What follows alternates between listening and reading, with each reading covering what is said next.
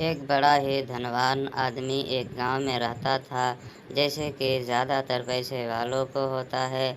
इस धनवान सेठ को भी अपने पैसों का घमंड था। वह जिस गांव में रहता था, वहां पर ज़्यादातर लोग किसान थे। इन सभी किसानों के पास जितनी ज़मीन थी, उससे कई गुना ज़्यादा ज़मीन इस सेठ के पास थी। कई गरीब किसान तो इसके लिए इसके खेतों में काम करते थे। इसी गांव में मोहन नाम का एक बड़ा ही मेहनती और सच्चा किसान रहता था। मोहन का परिवार थोड़ा बड़ा था। उसके परिवार में उसके बूढ़े माँ बाप, पत्नी और 3 बच्चे थे, जो अभी काफ़ी छोटे थे। मोहन के पास ज़्यादा ज़मीन नहीं थी, लेकिन जितनी भी थी उसमें वह बड़ी मेहनत करता और अपने परिवार का पेट पालने लायक अनाज उगा लेता था।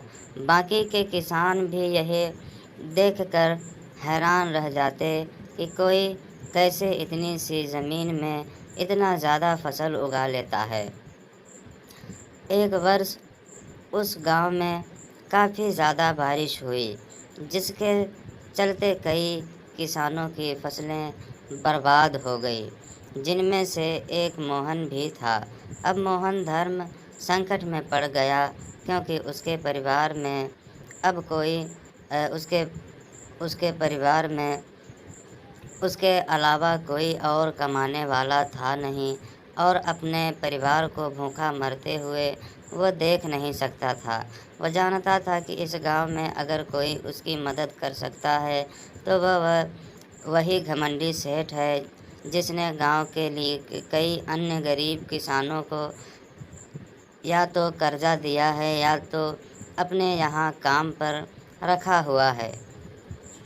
हाथ पर हाथ धरे बैठे रहने के बजाय उसने इस सेठ के पास जाने का फैसला किया और एक दिन पहुंच गया।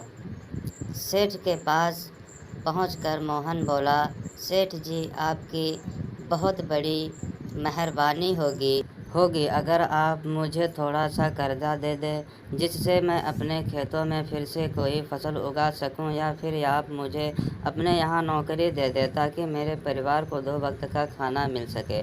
घमंड सेठ को उसकी इन बातों से कोई मतलब था नहीं, लेकिन गांव के सारे लोगों की तरह वह भी यह जानता था कि मोहन कितना मेहनती और यह जिस खेत में भी काम करेगा वह दुगनी फसल उगा सकता है। सेठ ने सोचा, अगर मैं इसे पैसा उधार देता हूँ तो शायद इस स्थिति से नहीं कि मुझे वापस लौटा सके, लेकिन अगर मैं इसे अपने खेतों में काम करवा रहूँ तो मुझे ज़रूर दुगना फ़ायदा होगा। ये मेहनत का फल है, आप भी मेहनत करो।